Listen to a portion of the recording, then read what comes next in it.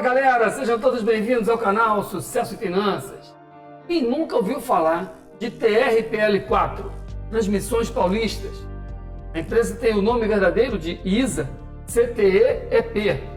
Atua no mercado de transmissão de energia elétrica, mas não somente em São Paulo, em vários estados da federação e até mesmo com participação no exterior, tá? Fiquei muito impressionado ao visitar o site de relacionamento com o investidor dessa empresa e me deparar com um monte de informações acessíveis, disponíveis, uma transparência muito boa, falando sobre as suas dívidas, sobre o seu crescimento, sobre sua participação acionária. Você precisa conhecer. Se você quiser acompanhar tudo sobre os resultados, os fundamentos e o gráfico dessa empresa, fica com a gente aqui nesse vídeo. Se é a sua primeira vez no canal, já passa por ali, deixa um like, se inscreva, porque tem muito conteúdo de interesse para você, tá? Eu me chamo Sérgio Batista, esse é o canal Sucesso e Finanças. Vem comigo, irmão. Agora a gente está aqui no site da TRPL4, ISA CTE-EP, e vemos de cara, né, uma hidrelétrica aqui, produção e transmissão de energia elétrica em forma de rendimentos. E aqui na principal guia tem todas as informações que você precisa como um potencial investidor. Perfil corporativo, capacidade instalada, história, concessões, estratégia. Na governança corporativa fala da estrutura societária, composição acionária, administração, conselhos, etc. Fatores de risco, tá bom? E nas informações financeiras, a central de resultados, né? E também a parte de crescimento, endividamento e a remuneração dos acionistas. Foi aí que nós procuramos as informações mais importantes para você. Vamos lá? Começando aqui pelo perfil corporativo.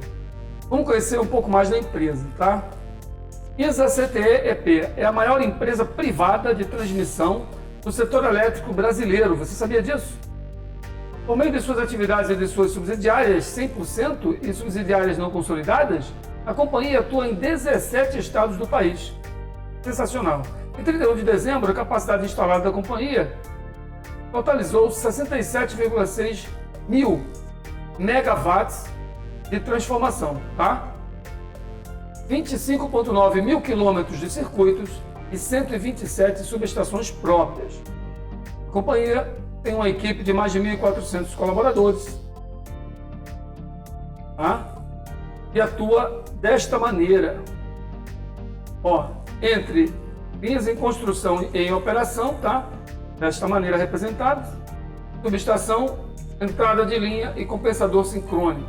Então, olha só, quantas linhas estão em operação em amarelo, tá? Quantas estão em construção em branco, quantas subestações, estações estão montadas em operação para essa companhia. Bom, muito interessante, tá? Muito interessante. Depois, passamos aqui para a parte da relação com o investidor, concessões. E nós vemos a composição, qual é o portfólio dessa empresa. Ela é feita de quê? Né? Estações de integração, né? Tem várias estações de integração. As que estão operacionais, as que estão em construção, estão todas descritas aqui. Quem são os participantes, né? Quando é totalmente propriedade da CTE-EP, 100%. Quando tem participação, tem aqui descritos os participantes, né? Furnas, Chesser, etc. Taesa, tá bom? Então está tudo escrito aqui, você consegue entender quais são as fontes de geração de receita para essa empresa. Bom? Muito bacana, tudo muito claro aqui.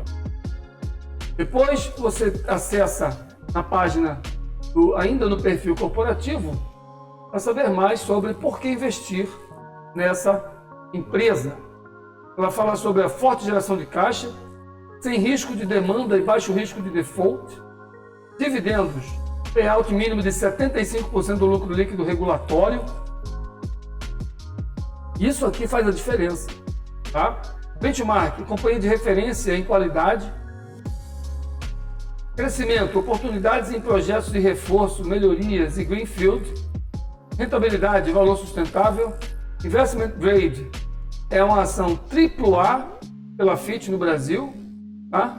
E valuation muito atrativo, tá? Ou seja, os múltiplos, né, dessa empresa estão atrativos para o mercado, tá? Aqui tem uma resumo, né, das informações mais importantes. Você pode vir aqui depois e dar uma checada, tá?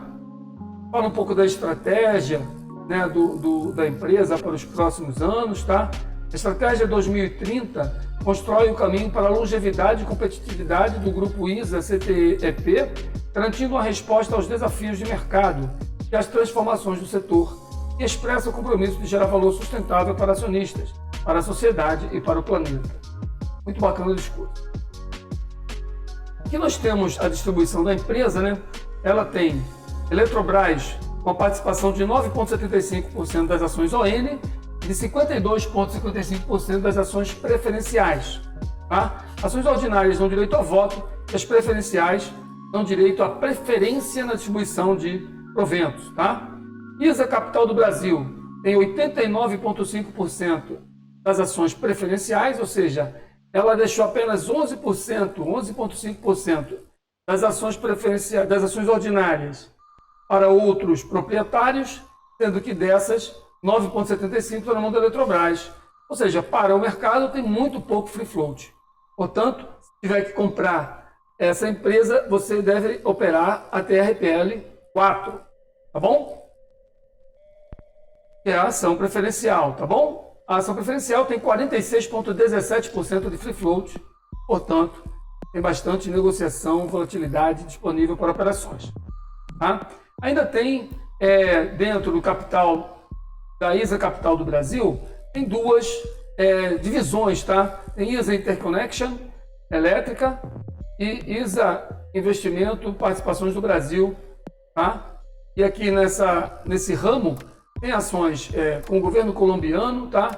Medellín, República de Medellín e demais acionistas, ou seja, é um braço internacional, tá, dessa empresa. E aqui tem toda a estrutura, o portfólio da empresa, né? Todos os ativos que geram valor e que geram receita para a empresa. Muito fácil de interpretar. Tá? Depois da composição acionária, tem uma explicação mais detalhada daquilo que vimos no quadro anterior. E tem também investidores no exterior, na Europa, em 2% de float, 1% do float na Grã-Bretanha, 1% na Suécia e 1% na França. Tá bom? E aí 5% lá nos Estados Unidos, com 36% na Colômbia. É uma empresa que tem grande parte, ou a boa parte, de participação estrangeira. Fatores de risco, esse ativo tem muita vulnerabilidade à regulação, tá? Então, seus contratos de longo prazo dependem da manutenção da regulação, da lei vigente no país e das concessões. Então, se o Estado brasileiro entrar em conflito com algum descumprimento, né, das regras de concessão, pode haver risco, né, não somente para a remuneração, como também para a própria concessão, né, de exploração de transmissão elétrica. A companhia pode vir a ser obrigada a fazer pagamentos substanciais a honorários de sucumbência perseguidos por advogados da Eletropaulo. Também tem algumas disputas judiciais. Tá? É importante você dar uma lida aqui e entender exatamente quais são os riscos aos quais essa empresa está exposta. É algo natural, né, para uma empresa desse porte, né? E você precisa saber, em caso de operação ou de compra desse ativo, você tem que gerenciar muito rigorosamente os seus riscos, tá bom? Temos aqui também na central de resultados, né? Como encontrar os releases, né? A apresentação dos resultados, etc. Nós vamos para a apresentação dos resultados logo em seguida. Apresentação dos resultados do quarto trimestre de 2020. Bom? A empresa teve aqui um resultado financeiro, né? Regulatório, uma receita líquida de 839 milhões, um EBITDA ajustado de 723 milhões, com margem de 79% e lucro líquido de 374 milhões. Ou seja, da receita líquida 839, 374 foram lucro líquido, praticamente 45% da receita líquida. Tá? O que é muito interessante, tá? Uma eficiência sensacional. Resultado regulatório 2020, receita líquida de 3,9 bilhões no ano, tá? E um lucro líquido de 2 bilhões, ou seja, mais de 50% da receita líquida foi lucro. É muito expressivo esse resultado, tá? Em termos de crescimento, apresenta a realização de reforços e melhorias, tá? Com receita anual permitida associada, investimento de 231 milhões em 2020, tá? Um crescimento de 74% em relação a 2019. Investimento em projetos Greenfield, 1,1 bilhão em 2020, tá? Um crescimento de 69% em relação a 2019. Aquisição da linha Piratininga-Bandeirantes por 1,6 bilhão, com receita autorizada permitida adicional de 172 milhões de reais. Energização de 2 projetos em 2020, conquista do lote número 7 do leilão de dezembro de 2020 e assim por diante. Tem dividend yield de 9%, payout de 83% sobre o lucro líquido regulatório, o que é acima dos 75 mínimos previstos na sua política de dividendos, tá? E assim, um excelente resultado, tá? Realmente de impressionar. A próxima planilha fala da estratégia de crescimento, geração de valor, tá? Tem aqui do quarto trimestre de 2019 para 2020, o investimento aumentou 33%, de 2019 para 2020 o investimento aumentou 69%, tá? Reforços e melhorias, Greenfield, fala do crescimento, Greenfield, tá? Então, tem aqui todos os campos que estão em implantação, tá? LI significa licença de instalação, tá? Fundiário significa propriedade liberada, ou quantidade de propriedades liberadas para a implantação dos projetos, tá? E o projeto é a evolução de todas as atividades relativas ao empreendimento até a sua energização. Então nós temos aqui os mais avançados, 86% Paraguaçu, 86% Aimorés, depois 85% da Pura Lorena, tá? Então vários projetos em andamento, o que prevê aí um incremento de receita para o médio prazo e curto prazo, tá? Aquisição de ativos gerando crescimento de receita, tá? Então tem vários ativos sendo adquiridos, PBT, ativo estrategicamente localizado com baixo risco e alta rentabilidade. Linha subterrânea com mais ou menos 30 quilômetros, 15 quilômetros de circuito duplo, 30 anos de concessão até novembro de 2046. Receita autorizada, receita anual permitida de 172 milhões no ciclo 2020-2021. Margem EBITDA esperada acima de 97%. Poxa, muito bacana isso aí, tá? Investimento com geração de valor sustentável, tá? Resultados da empresa. E aqui ele vem explicando, né, os termos, tá? Você precisa dar uma olhada com calma, mas é um crescimento de receita e de margem muito interessante. Receita líquida cresce no quarto trimestre de 2019 para o quarto trimestre de 2020, 15%, e de 2019, do ano 2019 para o ano 2020, a receita líquida cresce 40%, tá? De 2 bilhões e 775 milhões para 3 bilhões e 891 milhões, tá? E tem ainda o EBITDA ajustado, né, com crescimento impressionante aí também. Bom, fala dos resultados e dos custos, né? É muito interessante você dar uma olhada nessas planilhas, tá? Por fim, falando do endividamento, que está sendo reduzido, porém, por meio também de emissão de muitas debêntures, tá? Captação de 672 milhões com a 10ª emissão de debêntures no primeiro trimestre de 2021, tá? Então, tem muitas debêntures para longo prazo e longuíssimo prazo, tá? Então, a empresa tem uma dívida realmente importante, deve ser monitorada, tudo bem? Paga proventos, né? Interessante, proventos de 9% de dividend yield, muito importante, muito interessante, tá? Sobretudo porque agrega a valorização das cotas. Um ativo que pressiona pelos seus resultados, tá? A parte de remuneração aos acionistas, você encontra aqui todas as remunerações efetuadas ao longo do tempo, tá? Desde 2002, tá? Baixa aqui a planilha, você tem todos os dados aí, mas o mais importante é ficar atento a essa coluna aqui, ó, tá? Que é o payout, tá? Regulatório. O mínimo permitido é 75%, tá? E ela paga sempre além, tá? Olha aqui, ó, desde 2002, pagando mais de 75%. Aqui teve problema, pagou um pouco menos. Aqui teve problema, pagou um pouco menos. Depois, ó, 157% para compensar. Assim por diante. A empresa paga muito bons dividendos, tá bom? Dá uma olhada aqui com calma, vou deixar todos esses links na descrição do vídeo. Tá? Por fim, aqui em termos de crescimento, ela mostra todas as aquisições, leilões que foram efetuados em concessão, tá? E que ela arrebatou aí nos últimos leilões, tá? Depois fala aqui das debêntures, né? Fala aqui do endividamento, né? Da emissão de debêntures, é um ponto importante que você deve observar. E o cronograma de amortização da dívida bruta. Então você tem para 2021 um cronograma que prevê uma baixa amortização, porém para 2022, mais do que o dobro de amortização, isso aqui vai gerar um resultado em termos de lucro menor. Mas a administração deve estar pensando no incremento de receita para conseguir alocar a maior parte da receita, né, sem prejudicar tanto assim o lucro. Tá bom? E tem aqui a composição da receita, 86% das dívidas são debêntures, tá? Debêntures que vão vencendo aqui, ó, em 2022, 23, 24, 25 até 2044. Mas você pode ver mais detalhes, né, clicando em debêntures.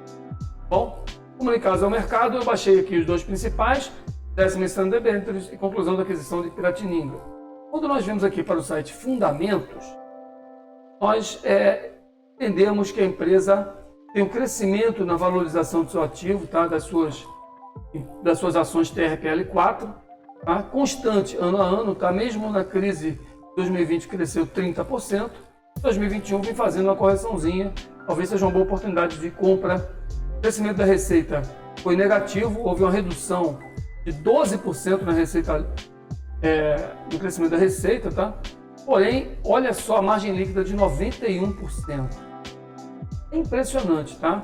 Ela transforma 91% de toda a receita gerada em lucro. Com isso, é uma liquidez corrente de R$ 401 a receber para cada R$ 100 que ela tem a pagar. E uma dívida bruta sobre o patrimônio líquido muito pequena, tá? De 0,33, ou seja, apenas 33% do seu patrimônio líquido está comprometido em dívidas. A empresa tem um VPA de R$ 20,88, está sendo negociado a R$ 24,89. Ou seja, tem aqui um ágio, né, de 19%. Você está pagando 19% a mais do que a empresa vale no seu valor patrimonial por ação. Tá? Tem um PL de 4 anos e 88, 4,88 anos para o retorno do investimento, caso todos os lucros fossem distribuídos aos acionistas. E por fim, um dividend yield de 10,2%, que é muito atrativo. Tá? Quando nós comparamos o lucro líquido da empresa, 3 bilhões 361 milhões para 13 bilhões 654 milhões, nós vemos que aqui nós temos praticamente 25% de lucro em relação ao patrimônio líquido. Muito interessante. Bom, por fim nós vamos ao gráfico, né, para interpretar como anda a evolução dos preços desse ativo e se estamos, tá, no momento oportuno, no timing oportuno para entrada numa posição. Considerando a mínima de 2016, tá, até a máxima de 2021, a empresa valorizou, tá? A empresa valorizou 308,51% até a máxima, tá? Na prática, nós tivemos, né, um movimento de alta e quando rompido, gerou aqui um ponto de polarização, tá? A partir do rompimento dessas resistências, podemos dizer que o ativo entrou em segundo movimento de alta, né? Então, movimento inicial, lateralização e rompimento. E não voltou mais para baixo de 12,68, tá? O tempo gráfico mensal tem um movimento muito impressionante, tá? No tempo gráfico semanal, nós observamos, né, que a empresa faz um pullback. Aqui, tirar essa marcação para frente, tá? A empresa faz um pullback aqui em cima desse fundo anterior durante a crise do Covid-19. Respeita esse fundo anterior, tá? E a partir de então faz outro movimento ascendente, tá? E nesse ponto, a empresa então faz rompimento de topo, tá? Supera o topo anterior à crise do Covid, sem olhar para trás, e vem testar recentemente essa zona rompida como um suporte. Aqui, a empresa deixa um martelo e está agora no ponto de entrada do martelo. O risco desse martelo, no semanal, é de 7%. E observa-se a oportunidade de ganhar 14%, 13% até o topo anterior, tá? Muito interessante essa posição gráfica para novas compras no semanal, tá bom? Temos até retirar essa marcação para enxergarmos melhor. Quando a gente vem aqui no tempo gráfico diário, percebe que a empresa está aqui numa formação quase que triangular, né? Tem aqui um topo anterior, né, que vem deixando topos mais baixos, não é isso? Consegue identificar a formação de um topo e um topo mais baixo, formação de fundo com fundo mais baixo, né? Então a gente consegue perceber aqui uma triangulação, né? Uma formação triangular, né? Para o lado que romper essa formação triangular, haverá continuidade do movimento. Lembrando que o movimento progresso é de queda. Então, os dois cenários estão abertos. No prazo mais longo, o movimento de alta, né? Para esse movimento de alta, nós temos um pullback que segurou nos 50%, que é muito importante, tá? Trazendo expectativas de continuidade na alta. Para o movimento de queda, nós temos um pullback com um repique que segurou, chegou quase a testar o 61,8, voltou para baixo, depois segurou no 50% também, ou seja, está bem definido, bem equilibrado. Portanto, eu só faço entradas na superação de 25,67, tá? Isso pelo gráfico diário. Você opera pelos 60 minutos, você tem que encontrar uma entrada mais apropriada em termos de risco-ganho, tá? Está este pivô de alta montado, bateu ali na resistência e entregou quedas, mas está se segurando acima da média de 200. Está flat, ou seja, sem muita pressão para suporte, tá? Então é interessante mesmo deixar romper essa faixa de resistência, então fazer um pullback para novas entradas, tá bom? Aqui é a região mais interessante para novas entradas, ok? Essa região aqui. Deixa romper e só depois do pullback faz novas entradas, beleza? Para mim, a empresa é uma empresa sensacional, está dando grandes oportunidades de entrada, tá? E você precisa escolher qual é o melhor para a sua estratégia. Se você quiser saber mais, siga o nosso canal Sucesso e Finanças no YouTube. Tá? Esse é um canal gratuito, você aqui é sempre bem-vindo, nós não cobramos nada, nós não te pedimos nada, a não ser que se você gostou do conteúdo, vai lá, deixa um like. Se você gostou, né, tudo que nós apresentamos aqui e reconhece valor nesse conteúdo, compartilhe com seus amigos, parentes, aquelas pessoas com quem você quer bem. Tá? Eu me chamo Sérgio Batista, esse é o canal Sucesso e Finanças. A gente se vê no próximo vídeo, irmão. Fica com Deus. Tchau, tchau.